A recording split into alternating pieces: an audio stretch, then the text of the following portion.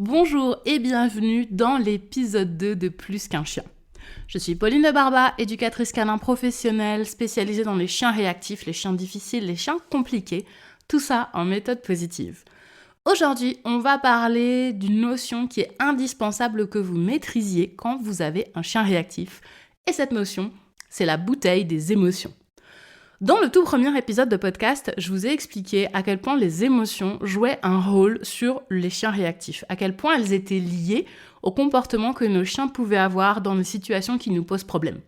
Quand notre chien va se jeter en bout de laisse, quand il va aboyer, quand il va montrer les dents, quand il va mordre, quand il va paniquer, partir en courant, c'est parce qu'il a ressenti des émotions très intenses et ces émotions très intenses ont mené à des comportements très intenses. Aujourd'hui, je vais donc développer pour vous le concept de la bouteille des émotions de votre chien, un concept que j'utilise pour mes élèves depuis des années et qui permet d'illustrer la façon dont vont fonctionner les chiens réactifs. Vous l'avez sans doute déjà vécu en partant en promenade si votre chien est réactif sur quelque chose en particulier. On va dire par exemple les joggers.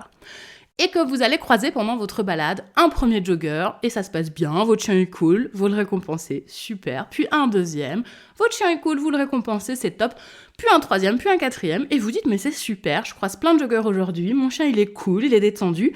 Et là au cinquième jogger, paf, votre chien s'énerve, il aboie, il s'agace et tout.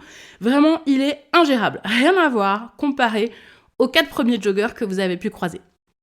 Et là vous allez commencer à vous dire... Mais qu'est-ce qu'il avait, ce jogger ? Pourquoi mon chien réagit sur celui-là en particulier ?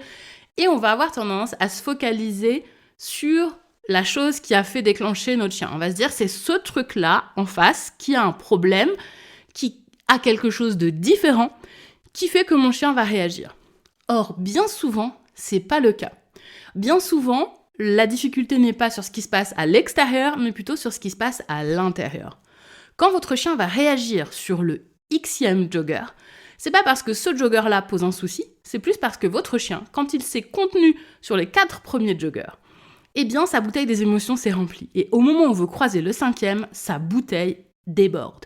Et quand elle déborde, qu'est-ce qui se passe ? Eh bien c'est là qu'on a les comportements réactifs les plus intenses, les plus forts, les plus difficiles à gérer. Mon but dans cet épisode, c'est de vous donner les clés pour bien comprendre comment fonctionne cette bouteille des émotions et comment l'utiliser à votre avantage pour éviter que votre chien ne soit réactif. On aura donc 3 parties à ce podcast. La première va venir approfondir ce concept de bouteille des émotions pour que vous compreniez comment ça fonctionne et ce qui se joue à l'intérieur de votre chien dans ces situations problématiques. Dans la deuxième partie, on verra quels sont les facteurs qui influencent la taille de la bouteille des émotions de notre chien. Et enfin, dans la partie numéro 3, je vous présenterai les 3 actions que vous devez mettre en place pour aider votre chien à mieux gérer sa bouteille des émotions, pour éviter les débordements et faire que votre chien n'ait plus de comportement réactif dans les situations qui sont aujourd'hui problématiques. Commençons donc par approfondir ce concept de bouteille des émotions. Donc vous l'avez compris, l'idée c'est que chaque chien possède une bouteille. Bien sûr c'est une métaphore, c'est virtuel, mais on imagine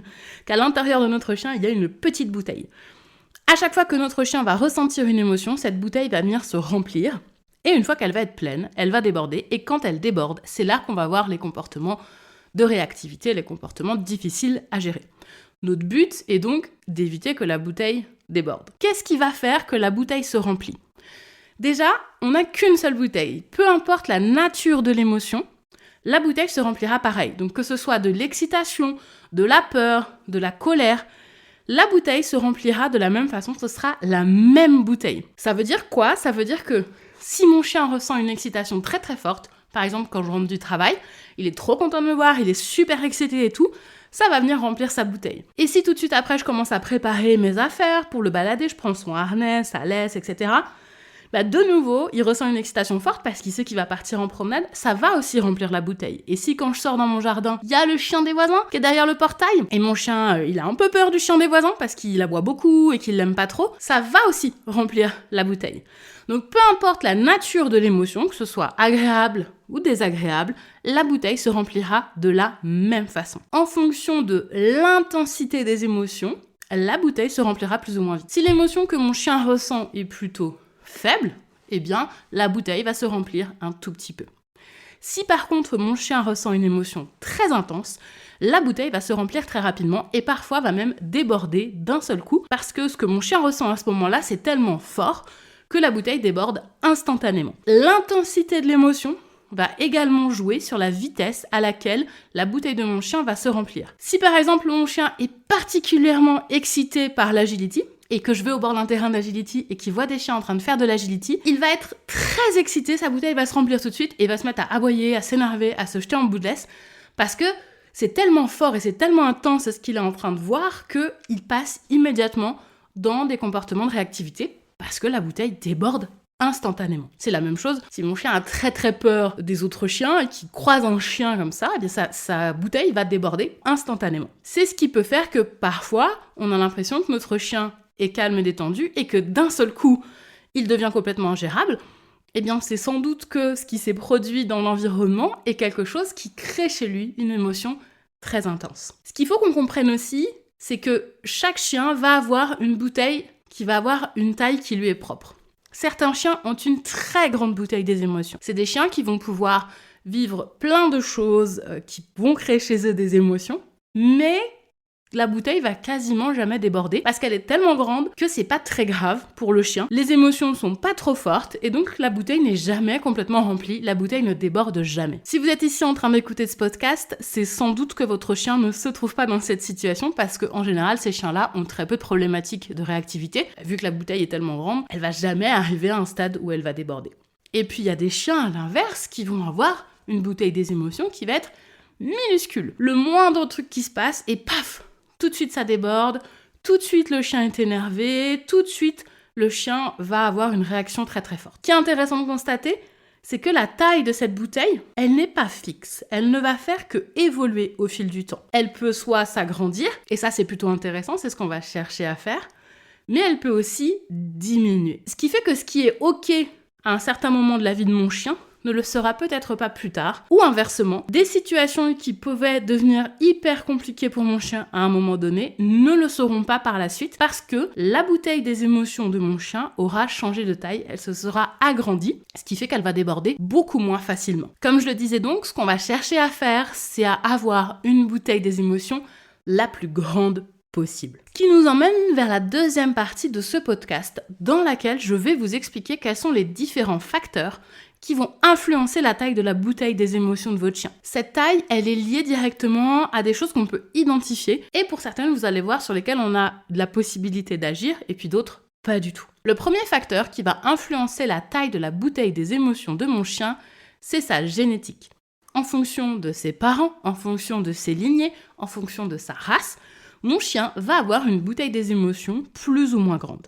Donc évidemment, ça c'est quelque chose que je ne peux pas modifier une fois que mon chien est avec moi. Clairement, je ne peux pas changer la génétique de mon chien. Donc c'est quelque chose avec lequel il va falloir que je compose une fois que mon chien est présent. Par contre, c'est intéressant sur 2 points. Le premier, c'est que s'il y a un facteur génétique qui est très présent et qu'on va retrouver chez les parents, chez les frères et sœurs, dans le reste de la lignée, ça veut dire que la réactivité de mon chien, elle n'est pas due à mes erreurs ou à ce que j'ai pu faire avec mon chien. Elle est due en très grande partie à la génétique de mon chien, ce qui permet à nous, humains, de se déculpabiliser et de moins être dans une frustration vis-à-vis de nous, d'avoir l'impression que c'est nous qui sommes à la base du problème. La deuxième chose aussi qui est intéressante par rapport à ce facteur génétique, c'est aussi pour les choix de prochains chiens. Si je décide de prendre un chien dans un élevage et que je peux choisir les parents, la lignée, j'ai tout intérêt à poser des questions sur le sujet des émotions des autres chiens qui partageront le patrimoine génétique de mon chien. J'ai tout intérêt à comprendre et à voir comment ces chiens se comportent dans des situations qui peuvent être à émotions intenses, des situations excitantes, des situations stressantes, pour que je puisse voir et imaginer ce qui risque d'arriver pour mon chiot, pour mon futur chien, dans les mêmes situations. Le deuxième facteur qui va venir influencer la taille de la bouteille des émotions de mon chien, c'est son historique, son vécu, son expérience personnelle. En fonction de ce que mon chien aura expérimenté dans sa vie, eh bien sa bouteille des émotions sera plus ou moins grande. Plus mon chien va avoir vécu des choses stressantes, des situations où il a eu très peur, où il s'est senti menacé, blessé, s'il a vécu des traumatismes, eh bien la bouteille des émotions de mon chien va être fortement réduite. Plus mon chien a un passé compliqué, a un passé lourd, plus sa bouteille des émotions va être petite. L'idée derrière ça, c'est que je ne peux pas changer le passé de mon chien, je ne peux pas changer les expériences de mon chien. Par contre, je peux faire en sorte qu'à partir de maintenant, mon chien ne se retrouve pas dans des situations qui vont venir diminuer la taille de sa bouteille. Donc je vais éviter les situations de stress, les situations de peur, tout ce qui peut faire que mon chien pourrait se sentir mal, menacé, afin d'éviter que la bouteille des émotions continue à diminuer. À l'inverse, plus mon chien va vivre des expériences positives, agréables, détendues, dans lesquelles il va se sentir bien, plus la bouteille des émotions va pouvoir s'agrandir. Donc, même si je n'ai pas la main sur le passé et sur ce que mon chien a pu vivre avant, j'ai la main sur ce qu'il peut vivre maintenant et sur ce qu'il va vivre dans le futur. Donc, c'est à moi de choisir, de mettre mon chien dans des situations qui lui seront agréables, dans lesquelles il se sentira bien, pour lui apporter plus de sérénité et une bouteille des émotions plus grande. Le dernier facteur qui va influencer énormément la taille de la bouteille des émotions de mon chien, c'est son niveau de bien-être à l'instant T. Là, tout de suite, maintenant, comment mon chien se sent. Si mon chien est fatigué, malade, s'il ressent des douleurs, s'il a n'importe quel problème de santé, instantanément, sa bouteille des émotions diminue. Il est donc important que je prenne en compte tout ça. Si par exemple, je vais faire une grande balade à la plage où mon chien va courir dans tous les sens, il va sauter dans les vagues, il va vouloir courir après les oiseaux, bref, il va se dépenser de manière très intense, très très forte, il y a de grandes chances qu'après, il soit plutôt fatigué. Et quand mon chien va être fatigué, sa bouteille des émotions va être diminuée.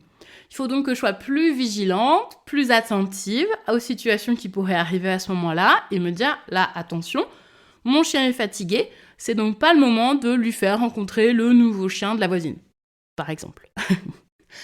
Ou si jamais mon chien, en ce moment, il a des douleurs, il est malade, donc par exemple, moi en ce moment j'ai Star qui est blessée à une patte, elle a une espèce de griffure assez profonde que je pense qu'elle s'est fait avec un barbelé, ça a un petit peu du mal à guérir, et puis ça la gêne, ça la tire, bref, ça lui fait quelque chose qui est désagréable. Comme elle a cette douleur qui est présente à la patte, je sais aussi qu'elle risque d'être moins patiente avec les autres chiens, moins tolérante de ce qui pourrait se passer autour d'elle.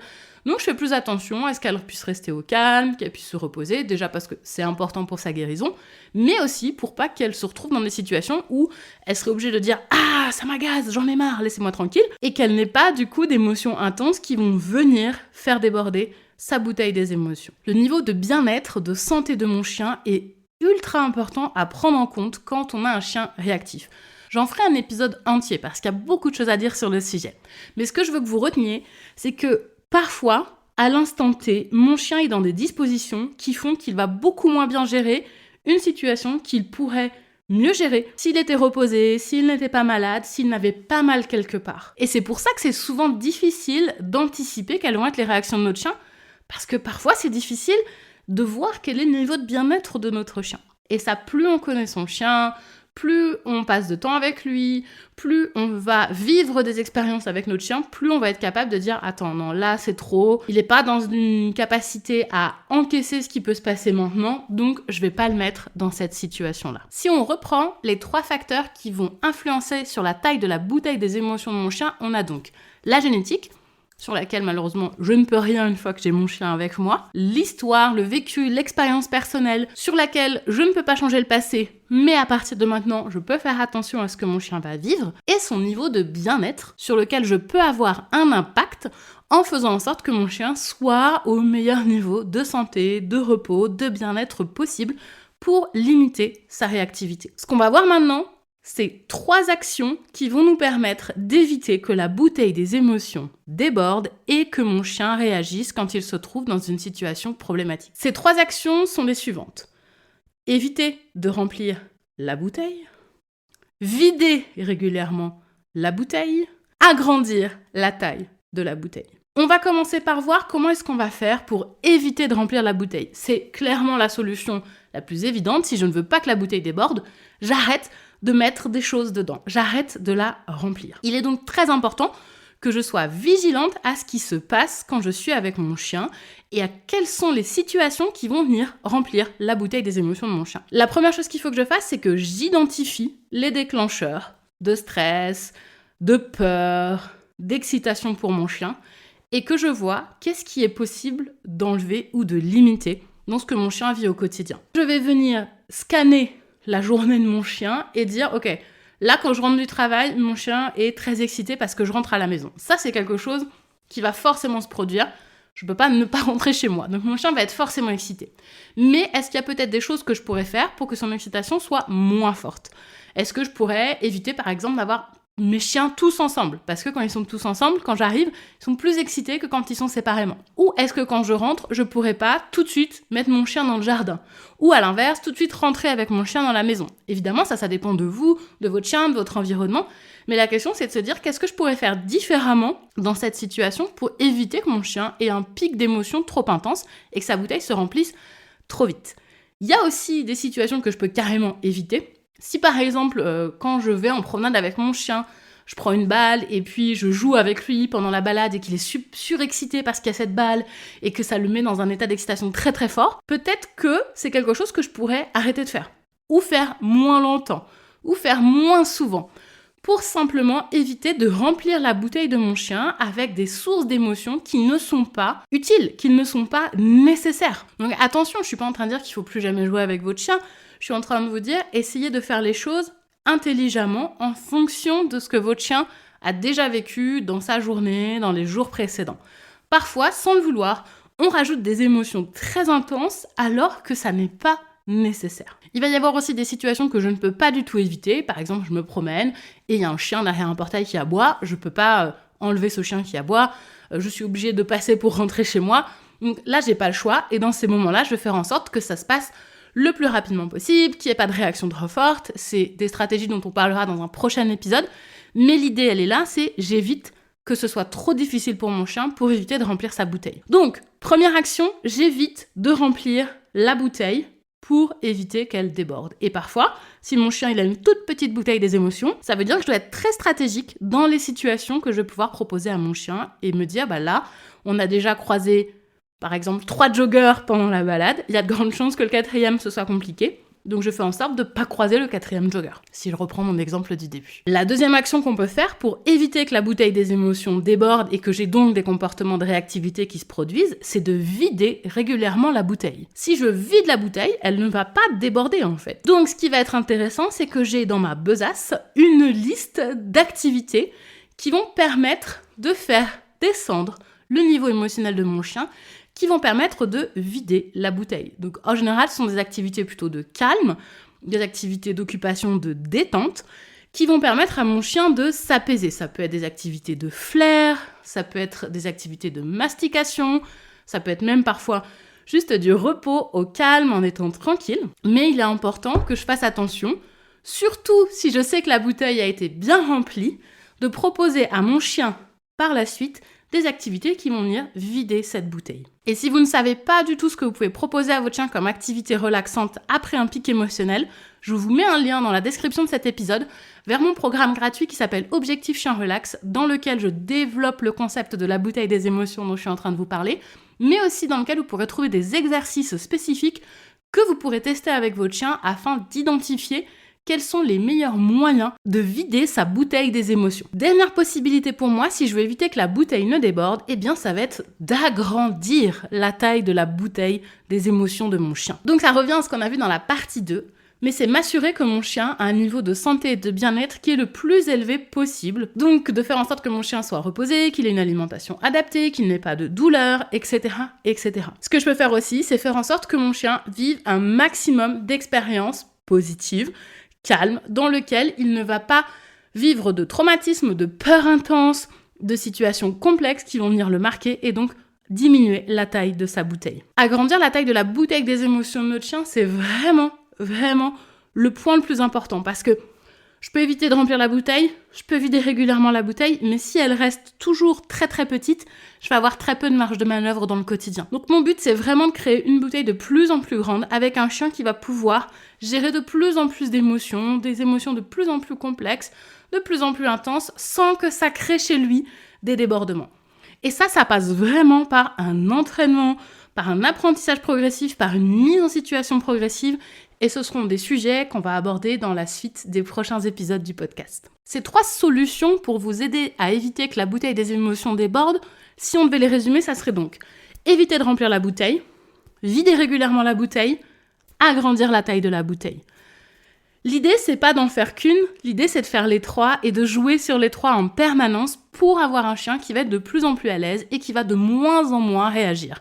Un chien qui va être de moins en moins dans la réactivité et de plus en plus dans le calme et la détente. Vous n'avez donc pas besoin de vous demander lequel est le mieux pour votre chien.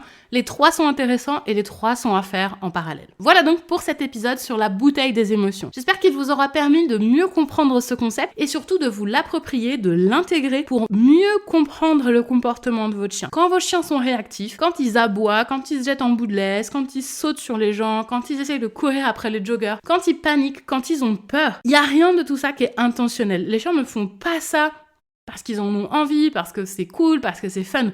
Ils le font parce qu'ils n'ont pas d'autre choix, parce qu'ils passent en mode survie, parce que leur bouteille des émotions déborde et parce qu'ils savent plus quoi faire. Ils savent plus comment réagir, ils savent plus comment se contrôler. Donc c'est important de comprendre ça, parce que ça permet aussi d'être moins frustré vis-à-vis de notre chien et de mieux comprendre ce qui est en train de se jouer. Et moi, c'est vraiment mon objectif, c'est que vous compreniez mieux votre chien pour mieux l'accompagner vers une vie plus relaxe, avec moins de réactivité. Et c'est tout ce que je vous souhaite pour que vraiment vous ayez une vie la plus sereine possible avec votre chien réactif. On va se laisser là-dessus pour l'épisode du jour. On se retrouve très bientôt pour un prochain podcast. En attendant, moi je vous souhaite une excellente journée et souvenez-vous que celui qui marche à vos côtés, dans les joies comme dans les épreuves, est bien plus qu'un chien. À très bientôt.